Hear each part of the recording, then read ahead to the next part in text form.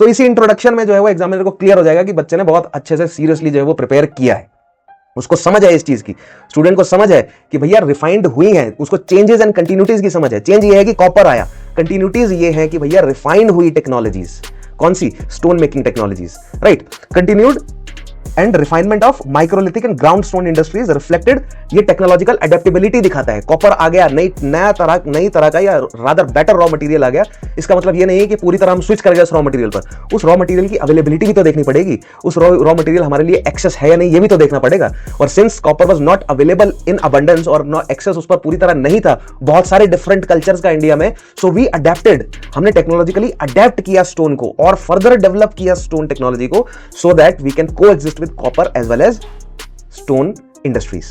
Now अब सवाल को जो है वो इंट्रोड्यूस कर दिया आपने, यहां पर क्लियरली एग्जामिनर को बता दिया कि आप जो है वो जानते हैं, आपने डायरेक्शन दे दी क्वेश्चन को कि भैया इस डायरेक्शन में हमारा ये सवाल जाने वाला है, ठीक है। नाउ अब हम एड्रेस करते हैं जो सवाल दिया हुआ है। सवाल कह रहा है कि भैया experts in microliths and skilful workers in stone, that means एक एक करके इन दोनों को एड्रेस करना पड़ेगा।